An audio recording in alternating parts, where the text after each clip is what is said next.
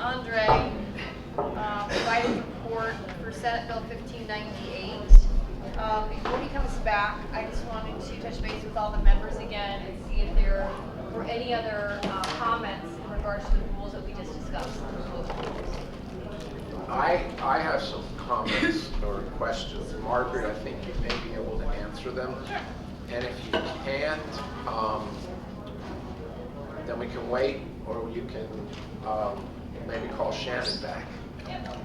Okay, we were at lunch, and there's still some confusion about timing and dates. Okay. So I think it would be good for not only all of us, but also for the people who came today to understand more fully. There was... Do we have a quorum? Todd and Tristan, are you both on the phone? Tristan is here. Here. Yeah. So you got two there. 6, 7, 8. And we don't need a quorum for the rules. Just Right. Okay, so, well, I don't think we're taking any action right now, Anthony. We're just answering questions. Yeah. And it's just recommendations for the rules. Since there's no vote on the rules, there's no quorum needed for the rules. But That's not true. That's what we That's were not what told. the administrative rules say. They are quorum required. But we're not voting on anything. So no quorum's required. well, we have a quorum now with 8, right? Yes. Yeah. So we have 1, 2, 3, 4, 5, 6, 7. Okay. If you have a question, you can ask your question Right. too. Okay. So we have some dates out there. We had a June 30th date. We had an October 1 date. We have a November 29th date. And we have a 1/1 or 12/31, 16/11/2017 date. So if we could discuss those dates pretty much about what's really important. And let me see if I can, see if I say it right. We have pushed most of the October 1 compliance for ODA, for the lab, and some big issues to essentially 1/1. No. 11/29? No. Okay. All right, go ahead. Okay.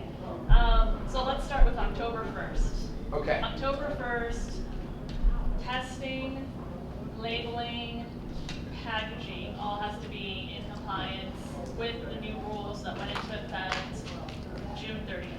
That's correct. Okay. The rules that we just reviewed, those are the rules that we are planning to have take effect November 29th. Okay? They do take effect November 29th. That's our plan. To have them go into effect November 29th. So what happens for the lab that's registered right now with you all and we haven't done the full inspection? Are you going to complete that full inspection by 11/29? If they're going to stay, or? Lab? Yeah, Last processor, time we processor, invited- sorry, processor. Processor. Sorry, okay. processor, I always call the lab processor, my fault. Okay. Processors, that is where that emergency temporary rule we discussed comes into play. Correct? But it also, so it's a temporary rule, but we're gonna make it permanent on November 29th. So as soon as we have a final, well, I guess this is probably gonna, as soon as we have a final draft of the emergency temporary rule, we're gonna file it, and the date of filing is when that rule is gonna be effective, and that rule is gonna state that you have to be a registered processor or have submitted a complete application for a processor in order to transfer products between October 1 and December 31st, is essentially when that's gonna state. Okay. And then come January 1st is when you have to be registered in order to continue transferring products to dispensaries. And what's important about the 11/29 date right now? What Cinderella type activity do we have around that? Why did we choose November 29th? Or? And what's specifically important about November 29th? So in the rule package that we reviewed, the first package, that included early retail sales. Right? Those rules are currently temporary because we had to make changes because of legislation and allowing the expanded product right? So because it's a temporary rule, that rule's set to expire November 28th. I If see. we want to continue doing early retail sales, we have to adopt these rules on November 29th. Because So- temporary rules are only in effect for 180 days. I see, okay. And then the agency has to either get rid of them or make them permanent. So November 29th is the day to make those. So I hope you understand that I'm asking all these questions for Yeah. a lot Yeah, for out right. here, as well as a little clarification for That was good to the know. slow one here. So There's a lot of dates. There's a lot of there is, dates, yeah. and what's significant is that previously with the June 28th rules, we said processors have to be registered by October 1st. It's just not going to be possible to register all these processors on the retail and the medical side, because I mean OLCC, to my knowledge, hasn't even issued any processor licenses yet. Processor license, in addition to 2 laboratories. So it just wasn't going to be possible. So today is August 31st. We essentially have a month. It just wasn't going to be possible. So we wanted to allow those processors to still stay in business, transition into the regulations, but then, you know, still give them some time to get inspected, come into compliance without shutting everything down October 1st. Do you guys believe that those applications that are pending for processors will in fact have been, you guys will be able to get to that process by January 1? When did you apply? To actually register? That will depend on a lot on the processors, whether they want to go over to OLCC in that time period. Because, you know, January 1st comes along, You're not on the and website. we no longer have early retail sales Now you through are. medical dispensaries. So those processors are going to be processing product that can only be sold to patients through the current dispensary system.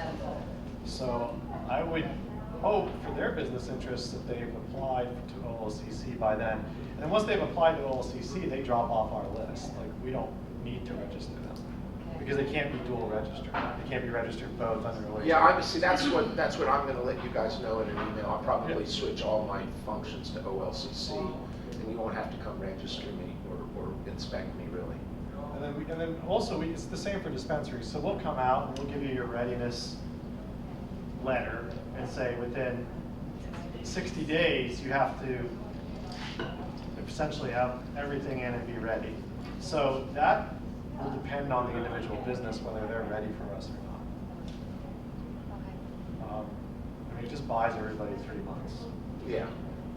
And nobody, I mean, I don't think anybody in this business, in all candor, is trying, I think they view this as a privilege, Yeah. and I don't think anybody is trying to violate any laws. But I will tell you that the regulations and the laws have become significantly, if not exponentially, more complicated for all of us. And it's just You hard. guys included. Yep, I agree. It's a lot in a short period of time. And I think the other thing is, and I don't know, Margaret, if this is open forum or what we need to do, and you need to guide me, but I think one of the discussions that kept a lot of the individuals right at this table, I mean, we have an MS society, we have a retired oncology nurse, we have some people who are patient advocates, but also dispensary owners. And we have Tristan and others who are very much advocates, and certainly in the audience I know of at least 2 or 3 who are advocates. Todd and science. And Todd as well.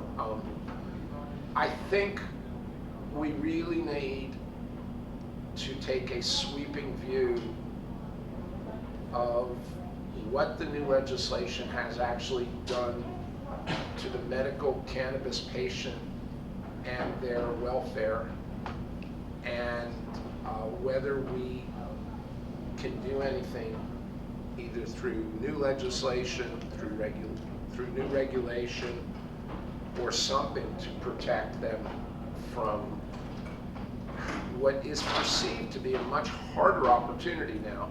We're clearly in the industry, we're not sure where these patients are going to go to now to get their medicine. And you had stepped out and we talked about processing, and it's going to be really a challenge for medical patients to get processed product. Maybe. Maybe. I don't know how to do it, but I will say that medicinally, all the physicians now are looking at smoking as not being the proper mode, and the industry's really evolving.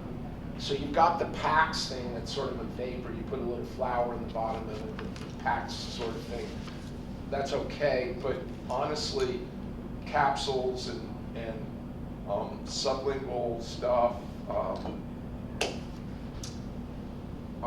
really the way where it's going, and those can't be easily made by a patient, and we don't want them having open source systems and blowing up kitchens and doing stuff that has been done in the past. So I don't know what to say to do. I think we have to look very hard at what hasn't, and it's, as we said on the advisory, what was the group that was, when I first met you? The rules advisory. The rules advisory. When we served on that, we all said, guys in the audience, because we had large audiences, we said, this is not our doing. We are just responding to what the legislature wrote. And indeed, that is what we have done. And so we at the ACMM, I think you have some really, the people I've met are really interested in trying to help patient rights here. So whatever we can do, I would like to see this committee very much focused on that. Let's help patients get their cards, do whatever we can. Thanks, I Mike. guess And my their biggest product. concern too is with all this crossing of everything, it leaves patients nowhere to go. Because I don't know one dispensary owner, and I know almost all of them in the state that is going to stay medical because you can't make it if you don't have RAC. But where are the patients going to go? If they're not able to get the medicine that their medical grower was doing for them, and now they're our medical grower and they can't take it to a shop, whether it's medical or RAC. And I feel like we're losing a big loophole right there, and we're going to authorize medical growers to stay medical, but then what do they do with their excess? They don't have a shop to take it to. So Have you guys thought about that? If you have yeah, nobody and registered? those are considerations that have been addressed by the legislature already. And I think a lot of it is educating the public and the patients that they do have alternatives and pathways to access medicine. So just because you are a medical patient, if you are growing under the OLCC system, you can still grow for your medical patients under an agreement and provide them with free, discounted, at cost, usable marijuana from that grow site that is an OLCC grow site. So that's one pathway. And we cleared that up while you were gone. That was very helpful. Right. Another avenue for as far as processed products, the patient can always take a supply of product to a processor, have it processed at cost by the processor, or the processor could do it for free if that's what their decision is, but they're not to retain a profit for it. And they can process that product in whatever form the patient needs it, or they're capable of processing it, and return it back to the patient. So But it has to be a medically licensed processor. Yes. So that's something that OLCC probably needs to consider. As a processor, that's not feasible to do such a small run, and that's Right. going to be the hard part. Right. So that I would say is something We could all pull together and have a medical processor. The downside is for extract, it's a felony if you don't have, if it's in your possession and hasn't been purchased from a dispensary. That has to be addressed in that extracts. exchange. Is that, Anthony, that's, Yeah. I mean, all these rules are, you know them. What's a law? It's a law. I know It's a the felony law, possession. yes, I know that. So, But we just spoke about the fact that most of the processors that have applications with OHA that have an MMPS number are more than likely going to be converting to OLCC. Right. So then, And they can is still, the patient able to go to yes, an OLCC process? absolutely. Okay, great. So, well, they can go, no, they have to go through the dispensary. So the OLCC processor can still process medical grade products at medical concentration levels and sell that at medical limits to a patient.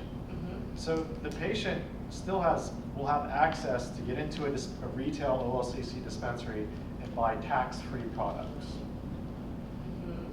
So it's like any other pharmacy, right? So Right. you can go into a pharmacy and buy your over-the-counter supplements Sure. or Advil, and it's, I don't know what it is, in Oregon there's no sales tax anyway, but it'd be tax-free. So they have a retail avenue.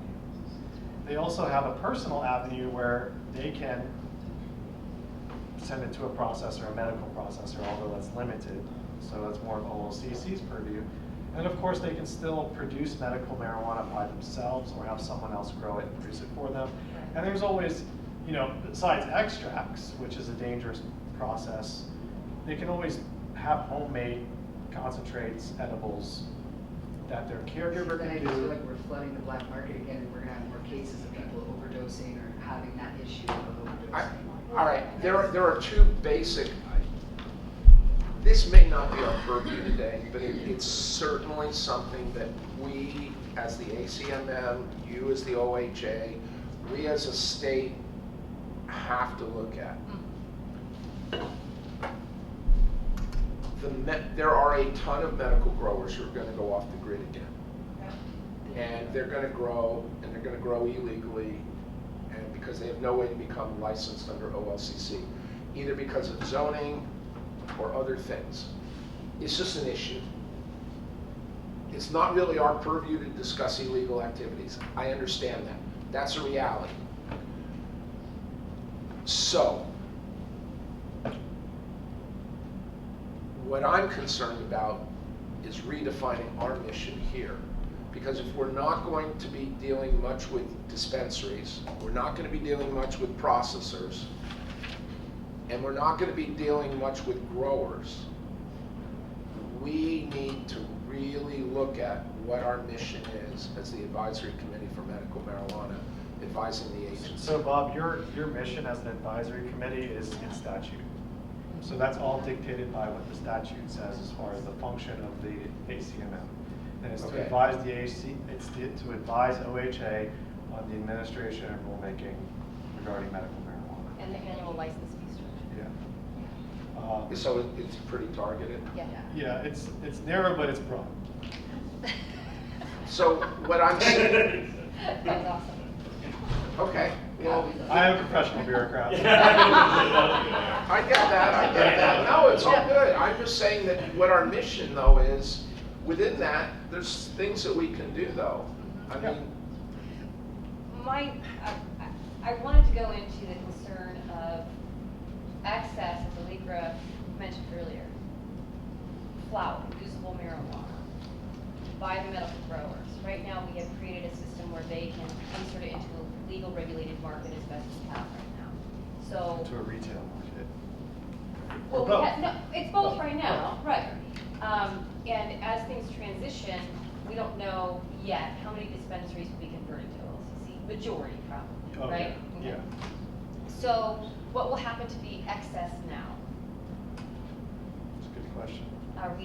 It's kind of opening up that we're going backwards into a black market in that aspect potentially. Especially when we got like 38,000. it is conjecture though.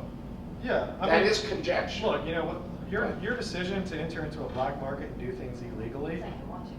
I mean, you have to, okay, am I gonna take if I were a business owner and I owned a dispensary, I have been granted a privilege by the state of Oregon to conduct a business that the federal government has said is absolutely illegal. They doubled down on that position 2 weeks ago. Right. So they're not budging until Congress acts. So essentially, this state of Oregon has said, federal government, we understand that you think it's illegal, but the citizens of Oregon have decided that there is a benefit to this substance, medicine, and we're going to allow our citizens to have regulated access to it. And the federal government says, as long as you're regulating it and everybody's playing by state rules, we're going to stay out of your business. Okay, that's the deal between the federal government and the state of Oregon. Right.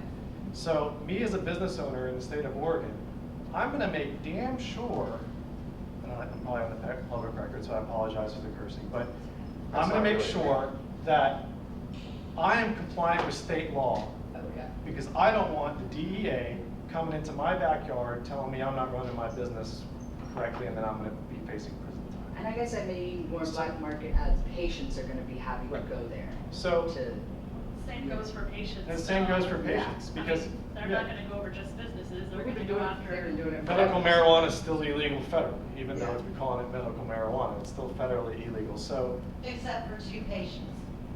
sure, you get your NIDA exception or whatever. But generally, you have to make a decision. It's like, okay, the state of Oregon has said, here's the playing field and here are the rules. You want to stay out of trouble and you don't want to take any risk, play by the rules. You start going outside those rules, I mean, That's your fault. OHA is not going to help you. No. OLCC is not going to help you. I Law s- enforcement is, those are risks that people need to, that are assumed. And as far as the growers down in Southern Oregon that, you know, they had a good thing going on with the medical program, Measure 91 came along and said, nope, we're going to have a robust regulatory system. We're going to control this as a vice. We're also going to control it as a medicine too. We have an avenue now to put product into a retail market. If you want to be a licensed business, then you do that. Or if you want to stay in the medical program and be true to the intent of you want to provide this out of the goodness of your heart and compassionately to medical patients, we have an avenue for that. If you want to take that third route and go illegal into the black market, okay, I that's guess your it just makes me decision. sad that we're pushing it, or that we're It's like that for any Making other it substance, nice right? add. So if you have a still in the woods and you're making liquor, you know you're bootlegging liquor, right? Yeah. And you're taking all the risks associated with bootlegging liquor. Or you can go get a license from OLCC and brew your beer or your liquor according to their laws and rules. It's going to be the same thing for marijuana.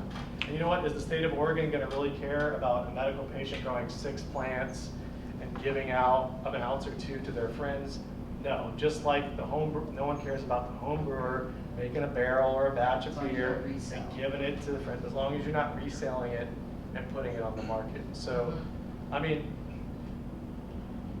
the practical effect, are people gonna make choices to go into the black market because they don't wanna play in a regulated field? Probably, but that probably happened at the end of Prohibition in the 1930s.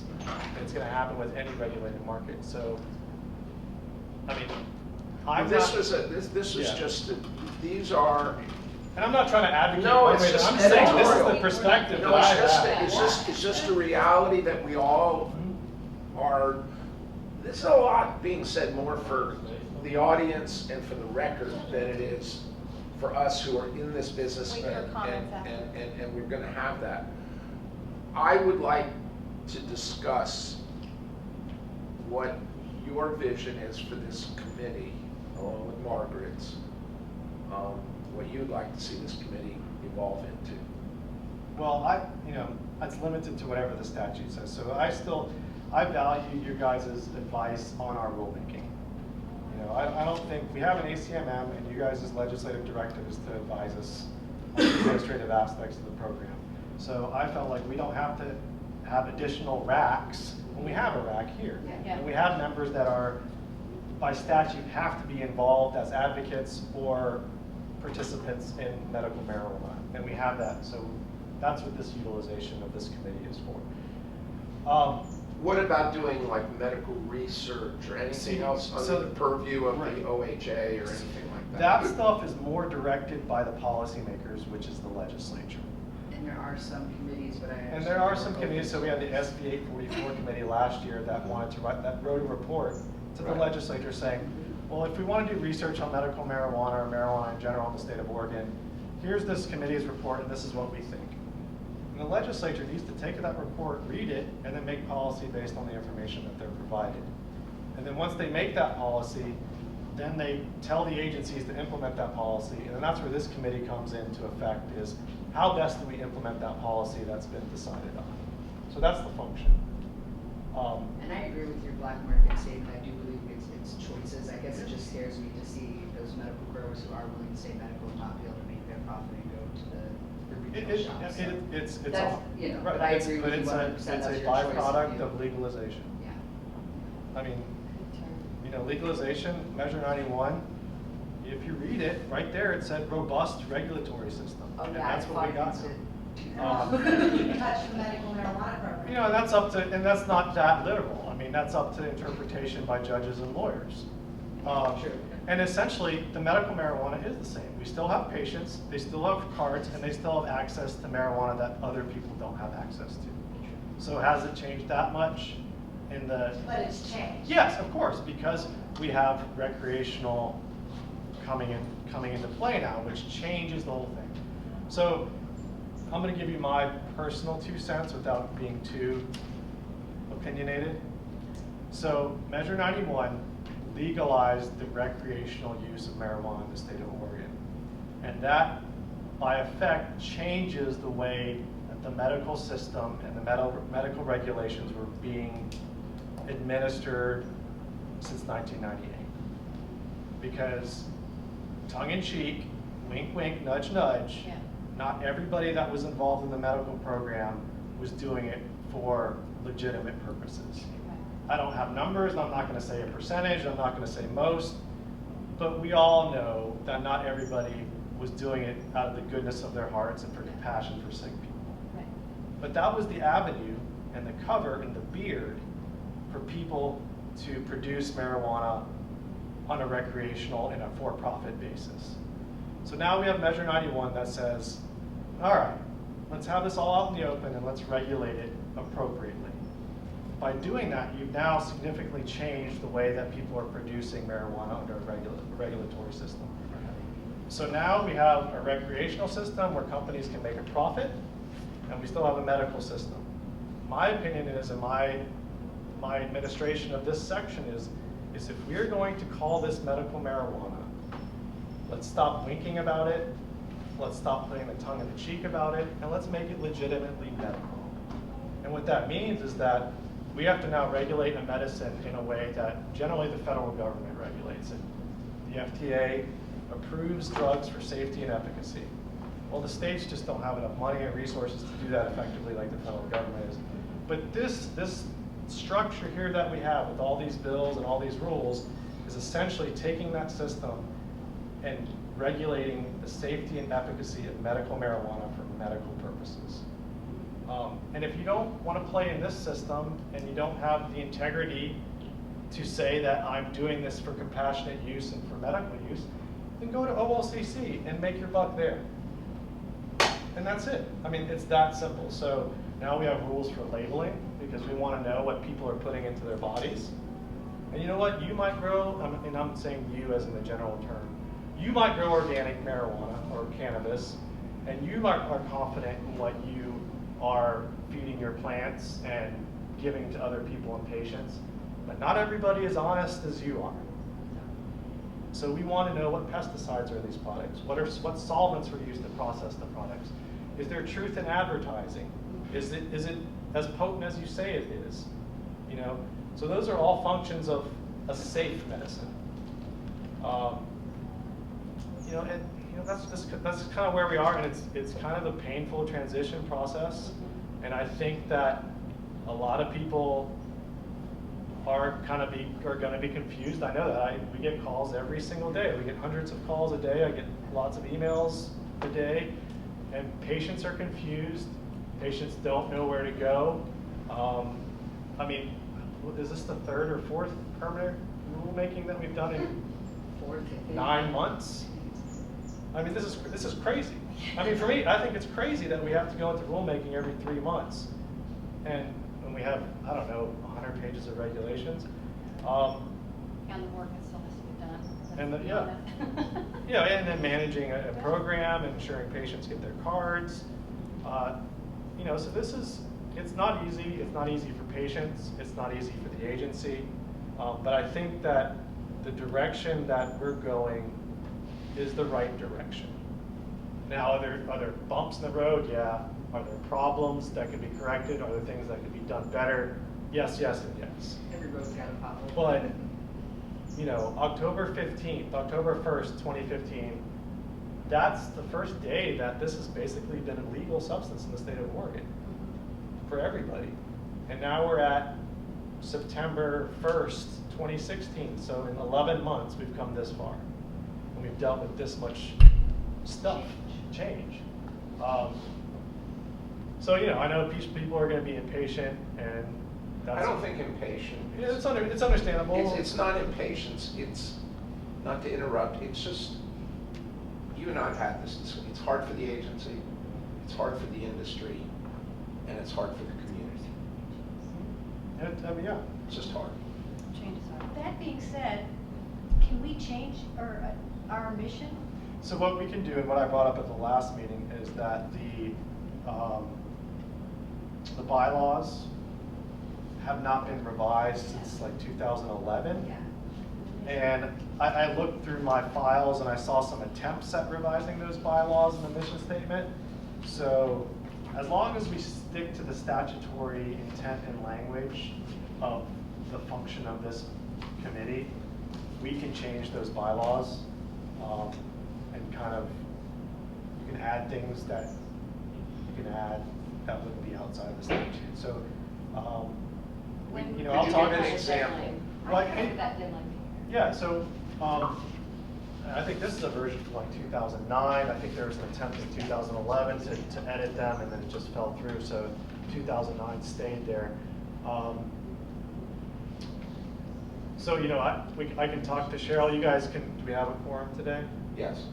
We can have a vote to put this on the agenda for the next meeting and discuss how we want to edit and amend bylaws within the framework that we have. That would be great. Can I get a motion? I make a motion, or Allegra makes a motion, I second. Because the mission is discussion, no longer State the motion. really relevant. Restate the motion. Everyone stated, made a motion. I make a motion to add the bylaws to the next agenda in order to review and possibly make some changes. I second that motion. Discussion? I'm excited. All in favor? Aye. Tristan and Todd? Good. Now, I just want to give the caveat is that Shannon and Fallon and I and Margaret are going to play the bad guy and keep you guys within the lines that you have to stay in. That's fine. Motion We passed. change it to session. And of course, if the legislature changes it in statute, then it's a completely different ballgame. Okay. Would we like to move on to Senate Bill 1598? And thank you so much, Andre. for- So I'm sorry, that was my You're welcome. soapbox. 2 cents soapbox. I've given that speech Is that multiple Ty or times. Downing?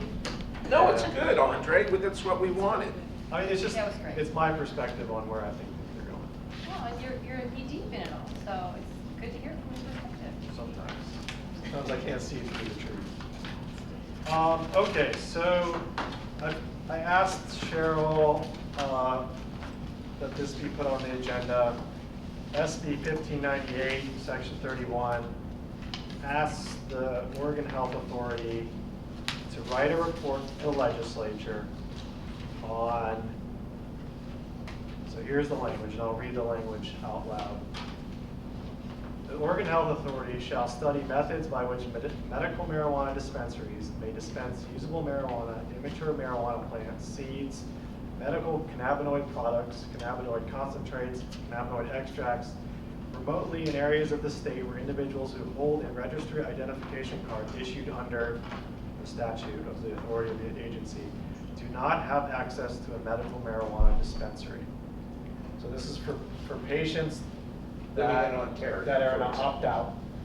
So the counties opt out of everything, recreational and medical. So on or before January 1st, 2017, the Oregon Health Authority shall report the authority's findings under subsection 1 of this section to the interim legislative committees related to health, and any interim legislative committee specifically relates to the regulation of medical marijuana or marijuana-derived medical products. So, you know, looking around the agency, we don't have much expertise in drafting this report. So my idea is to give the ACMM this assignment, of course with our help and support in drafting it, in coming up with this report and the advice to the legislature on what are some methods that these dispensaries can dispense products to patients that don't have access to it because of their geography. And this would be through medical dispensaries, not through Yes. OLCC? So it says by which medical marijuana dispensaries may dispense. There is a delivery category in the recreational, but it's not our purview here. Correct. I was just trying to find that definition there. So I think where, And I think I would like you guys to draft it and come up with the ideas. If you want to form a work group, like a small work group to do that, that's fine. I think our role here would be, if you guys say, well, we can have a delivery bus, then I would have to go to Shannon and I'd say, what in Oregon statute prevents us from having a delivery bus? You know, so we can kind of check off the legal aspects of the ideas. I think it would be good to have a conference call with Shannon in the next couple weeks to discuss the legal, I mean, I think that. The limitations. Limitations, yeah, I do. I think the fact that, does the law say that you are only allowed to sell within the four walls of a dispensary? And if the law says that, how do you get it to a remote area if they didn't prepay it? My other concern Well, you know, this is a report, this is not Yeah. policy generation, so Okay, you can say, hey, legislature, we think a good idea is to have a delivery system, but the legal limitations in that is that you guys made it illegal to do that. fair. If you want a delivery system, you're gonna have to change these laws. So that, you can include stuff like that, that's the language that you would want. in your Okay. paper.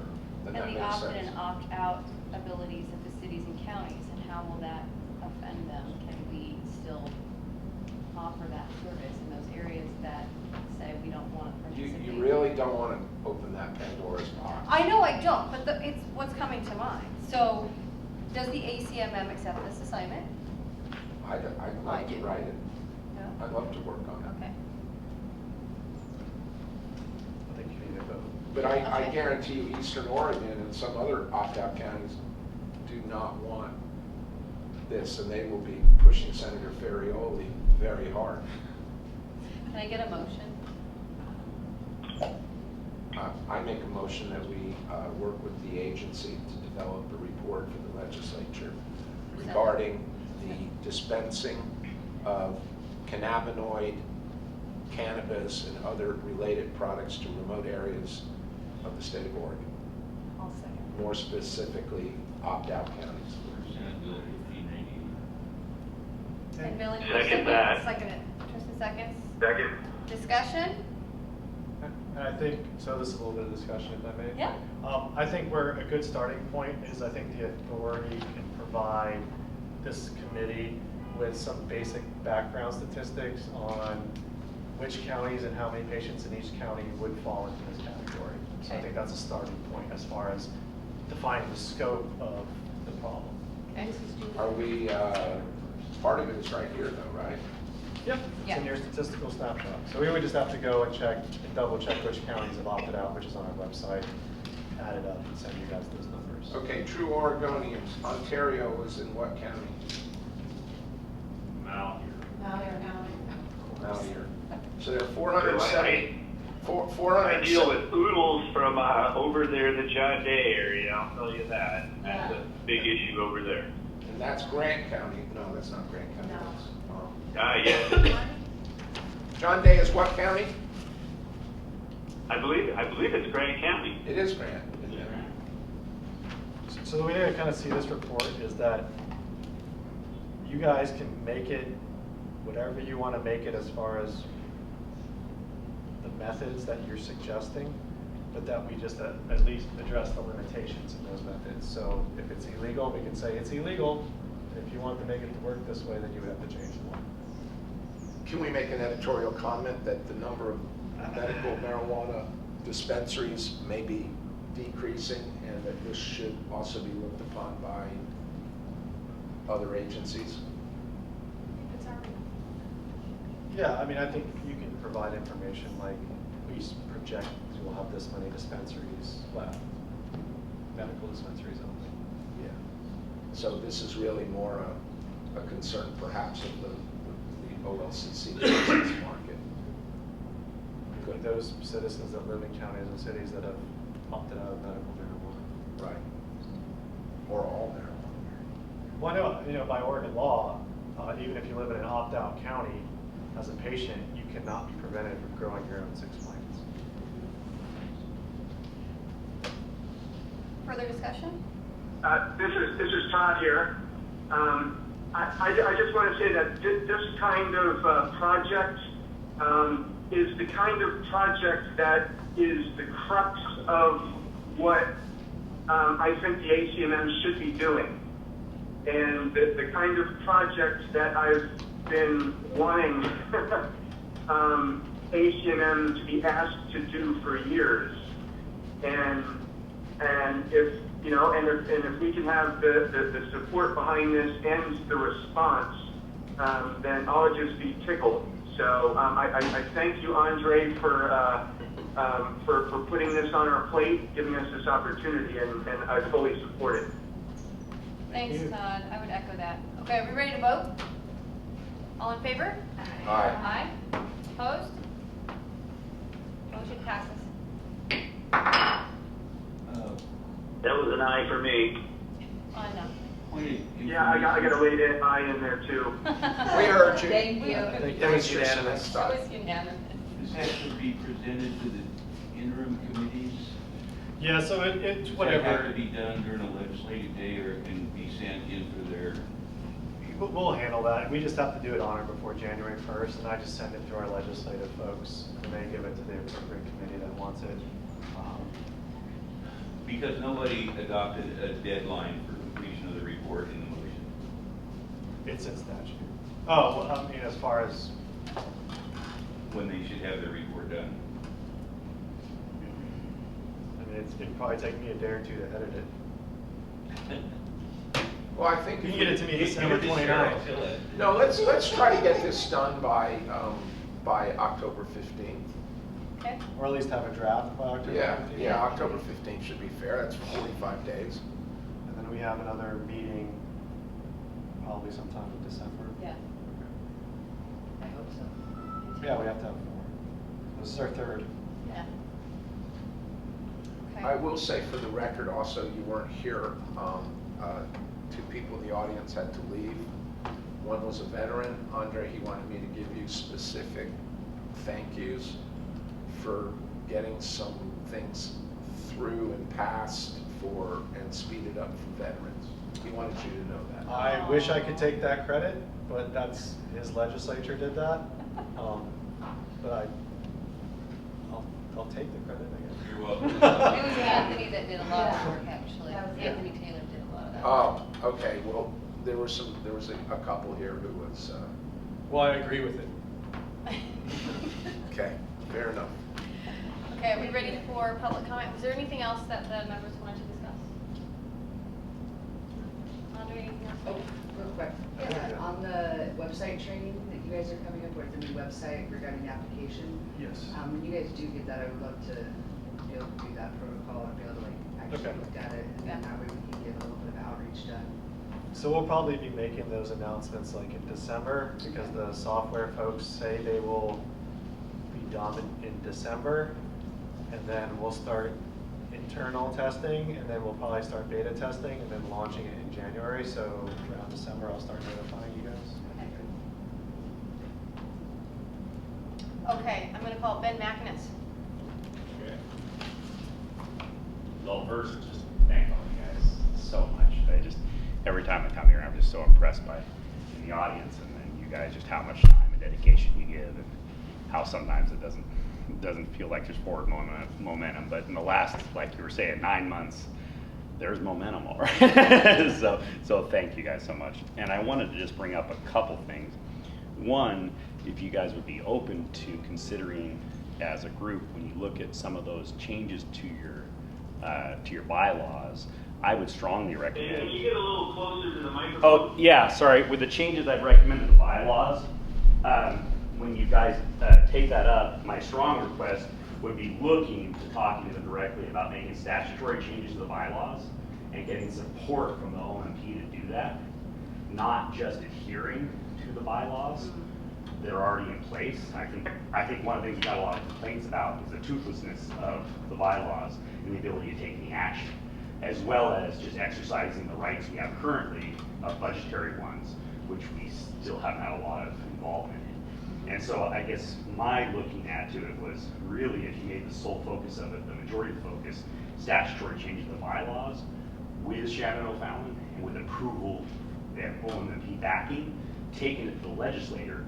that would actually change. After my 5 years of being on this, I've noticed that I would say it's a requirement that you make statutory changes to the bylaws. So that's the first request. Second request is on that commercial and industrial. I just wanted to double down on that and say that for whoever's listening, that with these temporary rules going permanent, I just cannot express strongly enough how I feel that when you say specifically that having separate access and separate insurance points, I just keep thinking of item and item and item being in real estate, where it will just shut down a lot of businesses, and it'll make it very difficult, on top of the almost impossible mission of finding a dispensary location now. Right. Let alone if you're an existing that is now not able to comport with these rules. On top of already most people jumping ship from the dispensary and the medical side, I just see that it's really important to leave as much open as possible, specifically industrial and recreation. I would also say agriculture, because I thought there could be, you know, if you have a window, you could have a tourism aspect to your agricultural grow there along with it, even with just a demonstrating piece. You wouldn't be able to have any of those once again under those rules. So I just say be very careful with anything to do with leaving those as much as possible, everything but the residential out of it, that's co-housing. And then lastly, I just wanted to say that I think that everything's moving really fast in the rules and laws, and I think that a coaching recommendation too is being open to meetings, special meetings. The approval now for special meetings is there for us. Yeah. And so for some of these, when we're looking at all these intense laws in a very short period of time, having a special meeting a week after this to go over that, as opposed to at lunch over an hour, I would strongly recommend as something of this nature and caliber that's so vastly important. I get that right now that's not as important because we don't have to do a lot, but I think we have support now. You know what I mean? And with that support, let's rally that really into making it so the ACMN really does have power, you know, and the ability to make a difference. So thank you guys so much for all that. Thanks, Ben. Art, you were signed here, was that just, did you want to get up and speak? No, I'm going to review probably afterwards, so I want to take the time to kind of lock up with the patient education. Okay, okay. Mike Rockland? Rockland. I'll come closer to you so you can hear me on, that's the microphone I assume over there. Okay, hi. Hi. Yeah, I appreciate the opportunity to talk and hear, and I think what I've seen, I've been in a number of these meetings, that it feels like it's moving forward. So thank you on your leadership and new faces, help with different eyes and ears. A couple comments. One is, I like that idea that Andre brought up about posting some other meetings, you know, on the webpage. And for this meeting, if you post minutes, I haven't seen minutes in the past. I don't know what the reason is, but if there's minutes to be done, if they could be posted. Yeah. We've done 3 minutes. Yeah. December is the last minutes Right, I saw I noticed that as well, Shirley. on the website. And so we've sent out the minutes for review by the chair. She just has some personal things she's dealing with, so we'll get them up there. Oh, okay, so For the that's- June meeting and for the March meeting. Okay, Yeah, okay, so that's- we're a little behind. I hear you. All right, thank you. The other thing is, I'm very interested in nonprofits. I'm a medical professional licensed in the state of Washington and state of Oregon. Okay. And what I'm interested in with the nonprofit rules that I saw, and there's a little bit more fleshing out of the whole idea, specifically the logistics of doing that, because in terms of the income, I would suggest maybe at the front, and maybe we need to take a look at the statute per se, but right up front in the first line, I think it was page 25, talking about 1250 now, talks about income as a criteria, and then it goes into talk, it's almost duplicative. So maybe think about changing that first line, eliminating that, because it's already in as a criteria if the nonprofit dispensary chooses that. So it's, in one way it's redundant, and another way I don't think it should be the sole criteria. That was my put on that. And then the third thing I would want to echo what Bob and other people have said about the concern about medical patients not being able to access because it's not feasible for a lot of disabled people to grow their own. And so they've depended upon this relationship over the years. Cultivators have learned with the patients what to do. And so that's a really important criteria.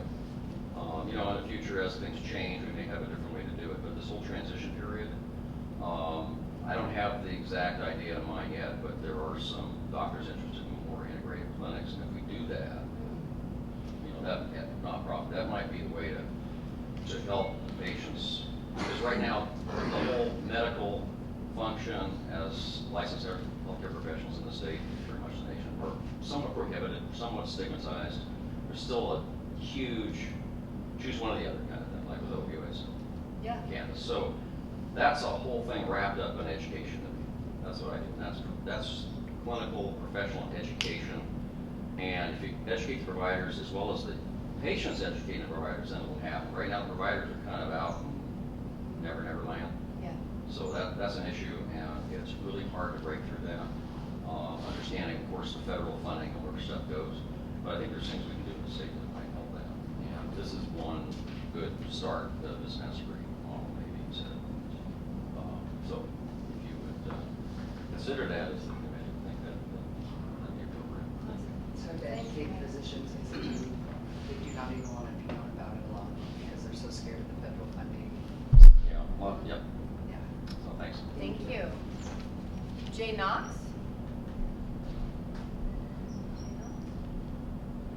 DJ Knox? That must be the couple. Oh, yeah. they just- That might have been the couple. Anthony Taylor? Who's this guy? Hey, who's this guy? Hey, Tony. Well, first of all, I'd just like to take a minute and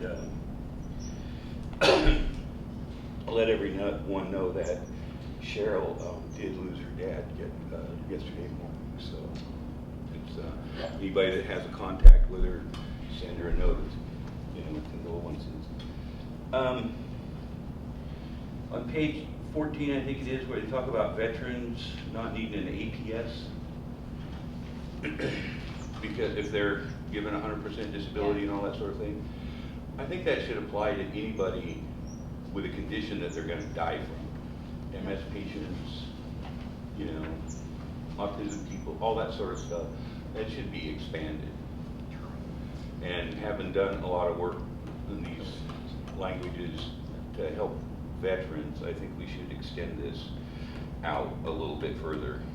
That'd be a lobbying effort on your behalf, Yep. the legislature. I'm aware there are a couple states that extend that. Patients terminal. I think we need to make a very clear distinction in rule and law between the difference between serving size and dosage. Medical people talk about dosage. You don't buy a bottle of NyQuil and it says recommended serving size 2 tablespoons. It says recommended dosage. And I think that's something to keep in mind, because one of the things I've noticed about the medical program over the last couple of years is that it's gotten this commercial tinge to it. And that's not what this program is about at all. And the people that were growing for lots and lots and lots of patients, that were stacking people up so that they could produce more and more marijuana to make more and more money off of, are kind of out of the picture now. And since 87% of all the medicine grown in the state is done at gardens with 12 plants or less, I think we need to take these issues into account and make sure that there is a clear, bright line between the desires of the recreational market and the needs of the medical market. And one other thing about the personal agreements, these things are kind of tricky, and there's some stuff that has to be included in a personal agreement in the rules, but if you're transitioning from OHA into OLCC, the OLCC is requiring that you present these personal agreements to them for review, when in fact they're non-existent. Nobody has entered into a written personal agreement with their patients. Nobody. And hand in hand with that personal agreement, we also need to develop some sort of grievance process so that situations that arise can be adjudicated. So, when a patient's getting nothing but swag from his grower, this grower's telling him, well, anything more than 2 ounces a month, you gotta pay me for. Those sorts of situations can result in bad blood between the patient and the provider, and those issues need to be able to be resolved. The other thing is that, I lost my train of thought. So those are kind of the main points that I wanted to make. I really appreciate Andre's leadership for this particular department that he's taken on the responsibilities for.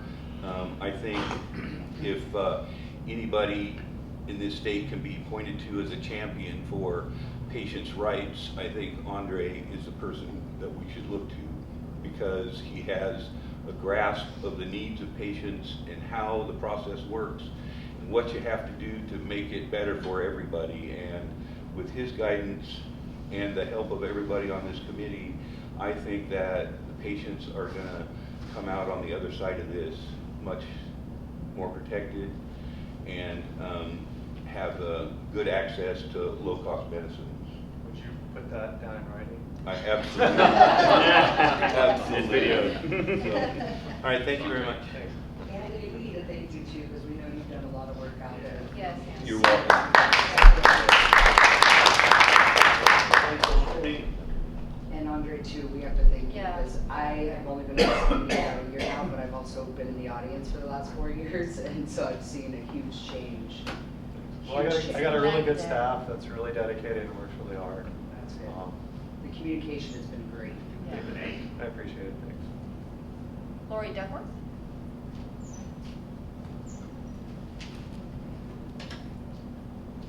I'll come closer, even though I know I got a loud voice. Hey, Tristan and Todd. Andre. Thank you. Thank you so much. We've just seen the program change immensely since you took over, and we really appreciate all your hard work and the staff. And the committee, it has really taken shape since our others have left us. And I appreciate all your hard work. And we miss Cheryl today. So I would really appreciate it if you reached out to my friend. We have some concerns coming out of Southern Oregon, as we've talked about today. House Bill 3460 was written with the intent that the medical marijuana growers would have somewhere to take their overage. Now that's not even a possibility without them buying a special license through OLCC. Patients in Can you explain that? Yeah. For example, the average farmer down there grows somewhere between 24 and 36 plants on their farm. And they provide strictly to medical patients and did have an overage before 3460 was written. The reality is most of them either donated it to other patients at no cost or pushed it to the black market. I saw a lot of that when I ran Southern Oregon Normal. Therefore, we tried to help them to funnel that into a legal market by helping to create 3460. Now you have to purchase a special license through OLCC. And those small farmers can't afford that. They still give their medicine away for free or at a very low reimbursement rate. Are these going to be licensed OLCC growers now? Some are. Some have chosen to give away their patients and only grow for themselves. A lot of patients in the whole state have lost their growers. You all have talked about that in these meetings as I've sat here over the last year or so. I was one of the first 500 card holders in this state 17 years ago, almost 18 years ago. I've seen a lot of changes, been in lots of meetings, lobbied with Anthony, lobbied with a lot of us. Right now in Jackson County, people are being cited in the city of Medford for growing 10 plants. One card is a patient card with 6 plants and 4 rec plants. The patient lives in Klamath Falls, the grower is in the city of Medford, and they are now being told they have to cut down patient's plants. Well, the patient has went to an exorbitant amount of money to be legal, be compliant, and they have 3 days left, and they have to cut down their plants. How fair is that for that patient that spent all that money to be compliant with our state law? The patient is dying. She has AIDS. They can't do anything for her but cut down the plants and give them immature plants. Is that okay? Is that okay that Jackson County is the crown of the Emerald Triangle, growing the most luscious medicine? Where is the state of Oregon and the medical marijuana program now to protect that patient that's going to die because she has AIDS? And her grower has lived on that same piece and grown for her for 7 years. What are we gonna do to help them? Her, the children.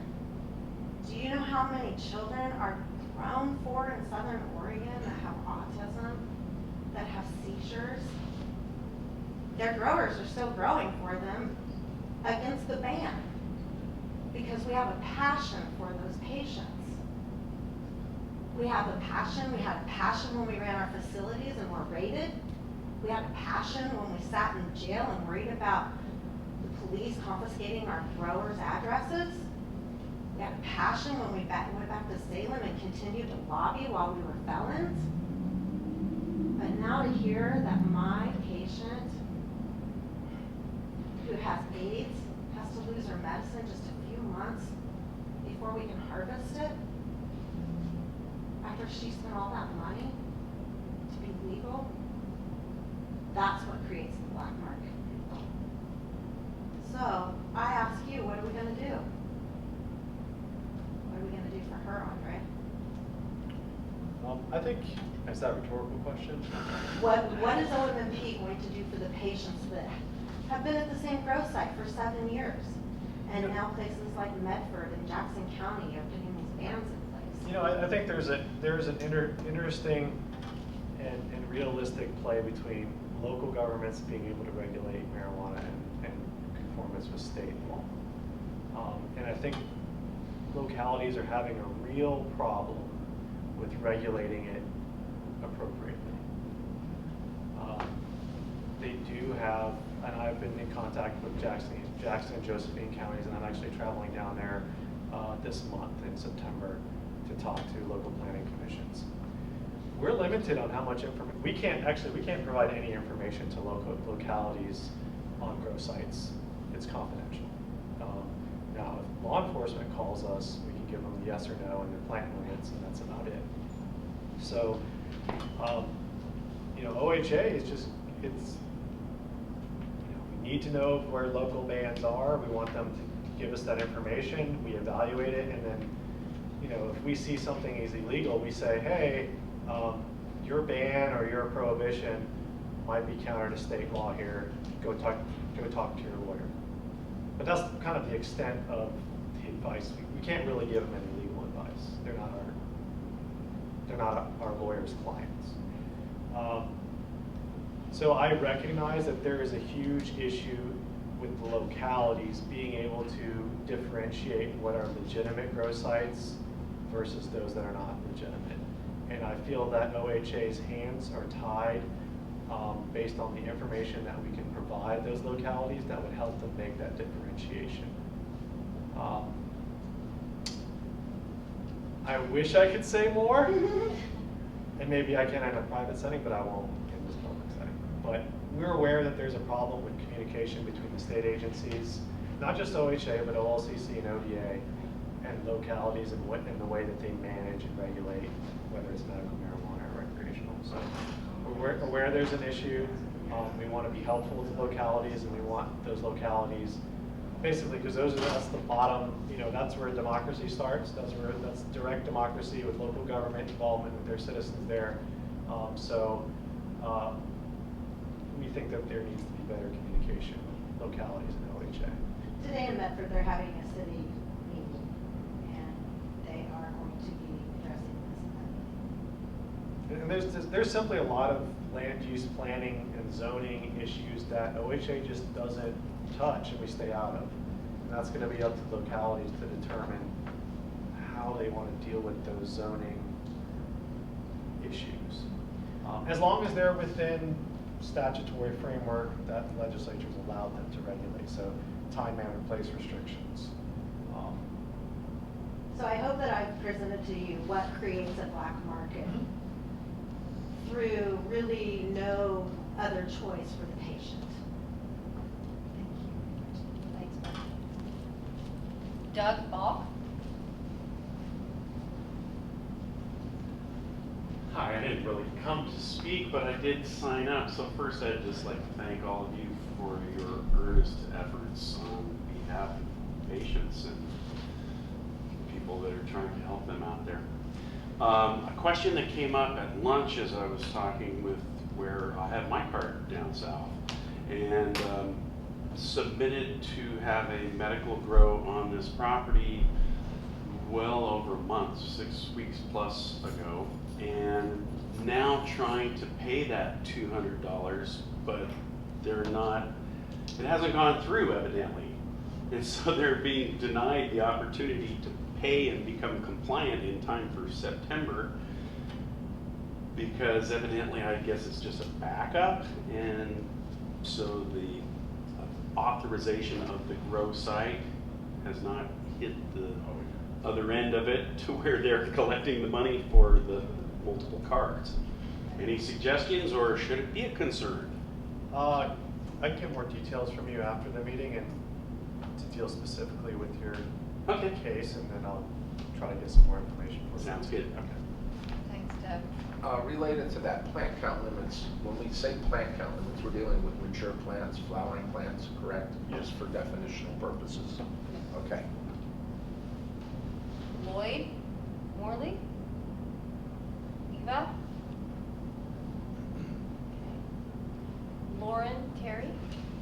I didn't know protocol. I apologize for interrupting earlier. I was positive That's exactly. okay. When No, we it's interrupt okay. and ask questions. We were soliciting your information too, it's okay. My name is Lauren Terry. I wrote for the Willamette Week for their week column. I was their first patient columnist back in 2013, and since then I was the first one to write about 1531, and then I started working for a few dispensaries, helped open one, watched it explode, and now I work for a grower in Southern Oregon. Just as a little background, and I really appreciate your diplomatic and pragmatic explanation earlier, because we know that we messed up the Second Amendment a long time ago, and like you said, we voted for 91, and we're going to do the best we can with it, but I also understand that there's only so much that can be done after the entire state voted to pass something that explicitly gave the OLCC the power. That being said, I just want to make the point that it's not just that making the transition from medical to recreational is not, it's not just a challenge literally, but it's leaving something that you can feel very good about. It's a very rewarding program for medical marijuana, just because Oregon's has been such a standout. Our program, even though it took a lot of time to get straightened up, shoot, look at California. I mean, we are so far ahead of any other medical program in the world.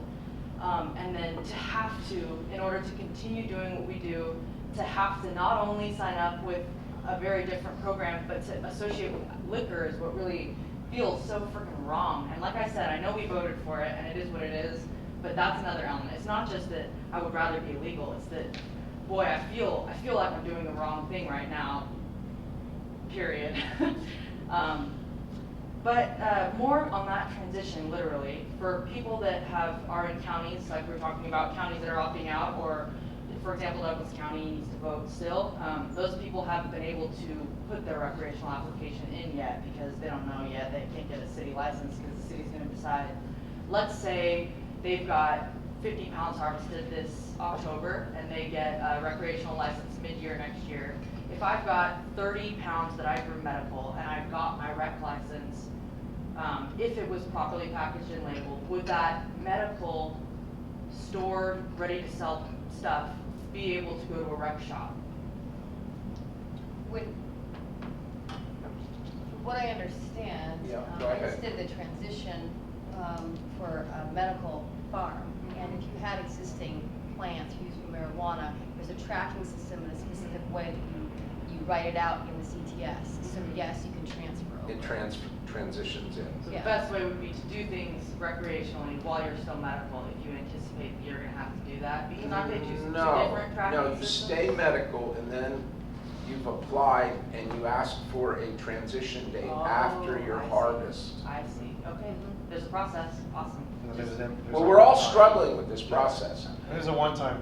It's a one-time, transfer exemption. Okay, yeah, that makes sense, that makes sense. And your patient has to authorize that. And then in regards to medical laws as they are right now, I mentioned that my farm was vandalized earlier this year, but we experienced full-on arson. It was very frightening. A full trim shed that used to have people living in it for months at a time. We all happened to be gone this spring because we weren't working on the farm, and it came back burnt to the ground. Some kids came down, we caught them with cameras, but it was extremely frightening. And I wanted to make the point that the way the laws are right now, there is no place to legally put your product other than your farm or a licensed dispensary. Which, if you don't have a dispensary associated with your farm that is vertically integrated, it's the most dangerous requirement to force upon people to make us continue keeping our stuff at a place that is a target for thieves. And as you know, with the security requirements, people do what they can, but if you're more remote and you don't have to have all those security requirements, people aren't going to pay for a lot of that because it'll just be expensive. So I just want to make the point that I think we need to make some sort of way for, if I wanted to keep it at one of my properties, I think I should be allowed to do so. If I am a licensed grower, I have licensed product that is stored and aptly labeled and covered and not just childproof, can be seen, can be smelled.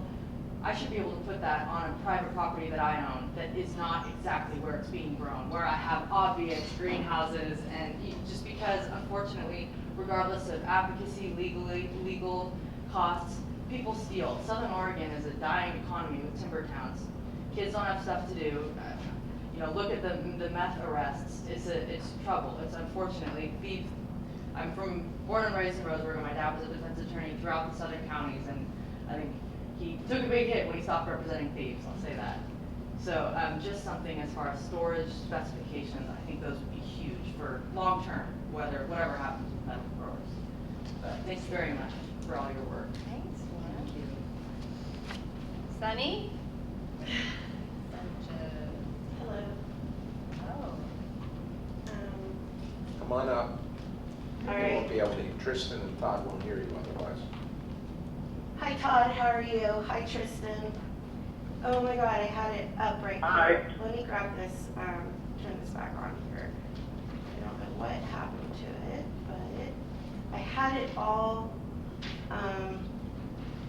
ready to go, and then I stood up and it just disappeared on me. So, anyways, so I was told that I can take this opportunity to say anything, pretty much.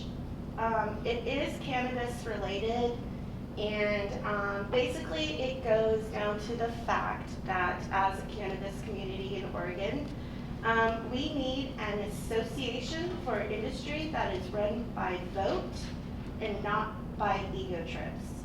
I'm an independent party who desires an opportunity to be of service by helping structure and maintain a coordinated, sustainable, and responsible cannabis association that fairly represents legitimate, responsible business owners and patients from all facets of the Oregon cannabis industry. The association, this is just a breakdown of what will happen as part of the structure. The association will be run by votes for all positions held, not self-appointed positions that never change. Initial positions will be temporarily given to qualified parties to be held until first election. All interested parties, please submit resume and relevant information which makes you qualified for the temporary assignment to this position.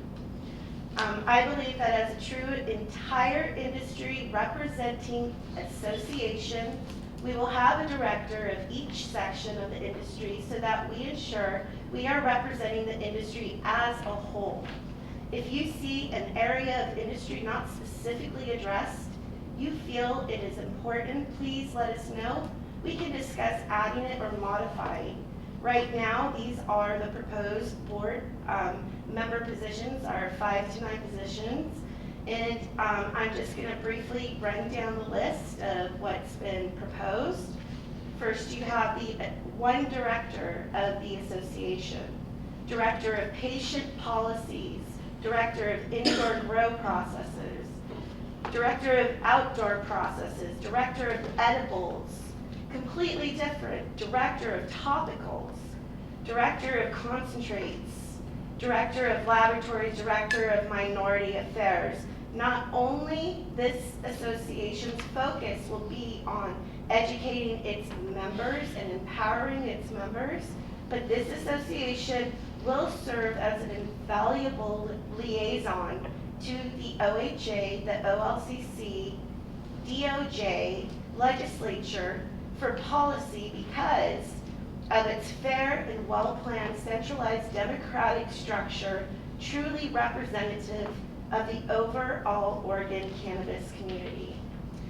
So, in closing, we welcome you to apply for a position as soon as possible, as we already have received a few applications of interested parties and want as many as possible to choose from.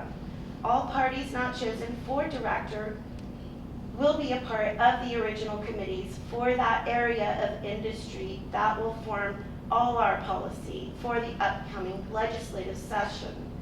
I strongly believe that we need a real industry voice, and yes, that means recreational and medical together, and not just the voice of one region, one person, or one law firm. All are welcome, and thank you. Thanks. PK?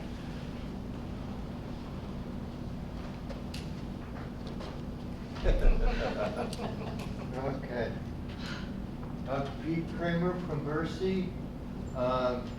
Thanks for Dr. Phil Lebec. If you remember him from the beginning, he was a great fighter for the medical cause.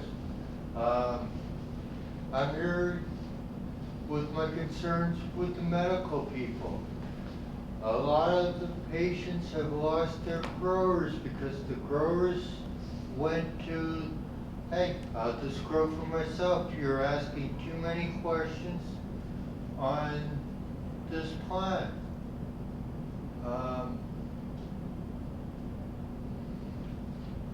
And the prices, no. How can a person that's on Social Security or on WICs or this, how can you come up with $200 just for this little piece of paper to protect you from Guido from beating you up?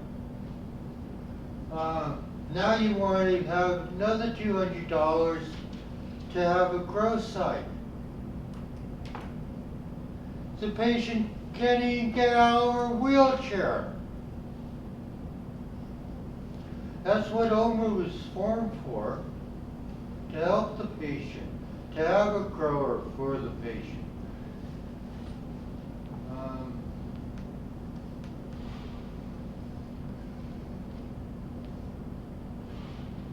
When they passed OMMP back in '98, they went over Section 20 of our state constitution, where they were going, where everybody's equal. No, some people pay that much. Some people pay this exorbitant amount. It's all for the same thing. Section 20 says there was no law that should be passed that way. And look, for the last 15, 20 years, people are paying outrageous prices for the protection for their medicine. Does your mother or father pay protection to go down to the pharmacy to get their pharmaceutical drugs? Thank you. You've been all doing an excellent job. We can do better. I hope I can help out. Hey, I'm all dressed up. Let's go fly a kite.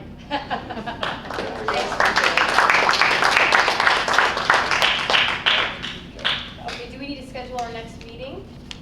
So what we're going to do now? I mean, we could discuss that over email, what Okay. the best dates would be. Okay.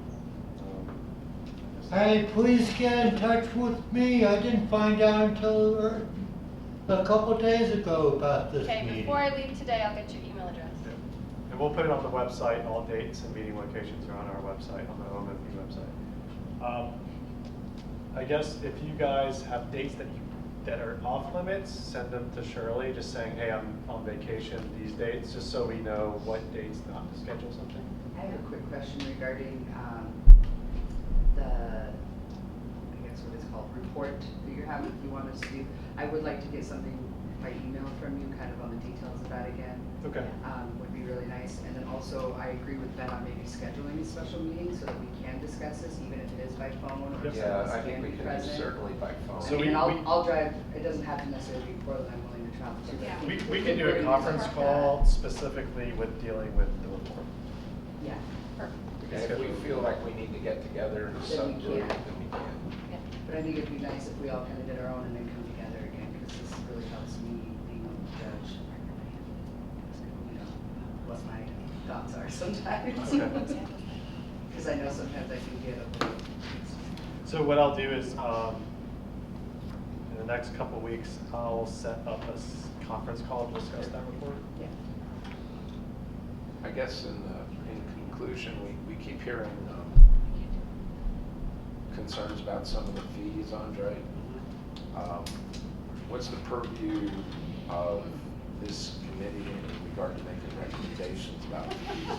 We talk about it Every meeting. You can make the recommendations every meeting. Every meeting. And what happens? Every meeting we talk about it. Sorry. Do they go up? No. Do they? I mean, no, people are aware of the financial constraints placed on this program and the obligations placed on this program. Legislature is going to have an interesting session. Okay, fair enough. Say so.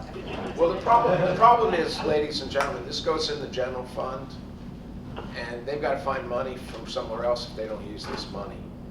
So it may not be politically palatable to take money if we have an overage of cards, but we're having a big change now. So this year is going to be really much a transition year. A huge one. Anything else? Okay, meeting's adjourned. Thank you.